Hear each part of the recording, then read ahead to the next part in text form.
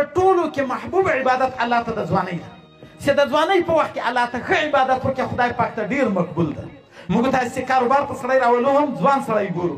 زموږ یو کلیوال ده په افغانستان کې ګیره توروي. ما ورته دلته دا ګیره ولې توروې؟ ډول مولوي صاحب زه خو کاروبار کوم خلک مزدوري نه راکوي چې ګیره مې سپینوي. په عبادت په دنیا په کار کې موږ ځوان سړي ته خوشحاله یو.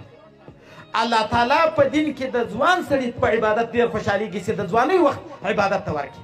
او زموږ ځوانان اکثره لمونځونه ځینې پاته او درسونه ځینې پاته. نن سبا په موبایلو ناست یم ماخستن تر 12 بجو پورې ګیز لمونځ قضا وي، کله بېجمې کله قضا وي. او رسول الله خو ویل دي ورجل نشأ فی عبادة الله. هغه سړی به د عرش عظیم تر سوري لاندې وي چې دی د ځواني وخت د عبادت ته ورکړي. په سپینګرتوب کې خو هر سړی کوشش کوي. او دریم څلورم ورجلان تحابا فی الله اجتمع علیه وتفرق علیه.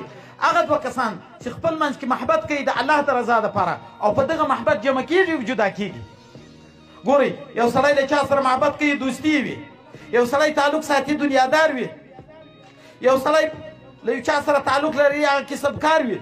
سبا به د موټر راته وچلوي، ماشیندري به راته جوړه کړي، د ځمکې کاروبار به راته جوړ کړي. یو څوک له چا سره محبت صرف د الله د رضا دپاره ساتي، دا د خدای پاک په نزد باندې ډېر لوی مقام. لکه الحمدلله له علماو سره تعلق.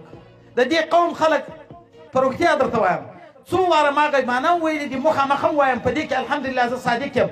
د علماو خبرو ته پوره غوږ نیسي چې چیرې عالم راسي د خدای پاک یو رحم د دوی ورته ناست او په توجه باندې خبره اروي. دغه شی به هم کمال ته رسوي ورونو. دا زموږ ډېره دنیا، دا ډېر بلډینګونه، دا ډېرې پیسې، دا ډېر موټر پاته دي. دغه محبت د علماو چې تاسې عالم د ځان دپاره پلار و مور بولئ، د هدایت لار هم دی خوښ کړی. رسول الله وایي سړی به پېژني چې د چا ملګرتیا ده. من یخالل چې دی د چا ملګرتیا کوي. که ملګری نیک و په پوسه دا سړی نیک، که ملګری غلط و په پوسه دا سړی غلط. نو محبت د الله دپاره د علماو سره کوئ، د طالبانو سره، د نیکو خلکو سره. هغه کورو ته راولئ، د خپل عالم قدر کوئ. محبت یې دې ته نه وایي چې خالي مړۍ ورکوه، نه، بچی ورکه چې علم ته ورسي. دا زموږ ستاسې اوس دغه کلی ده، کاري صاحب پکې ایمان ده الحمدلله. دا بل کاري صاحب دلته مدرس ته د کلي کاري صاحب. باید موږ تاسې له دغه اوس فایده واخلو. یو سړي سره سره زر ورسره دي، خو چې دا سره زر یې د غیب په خاورو کې پټ کړي دي، د ده او د مسکین هېڅ فرق نشته. څه فایده پر مرتبه ده؟ خو که دا سره زر یې راواخلو په خلکو پسې تقسیم کړو بیا ګټه ده. د علماو سره سره زر ورسره دي.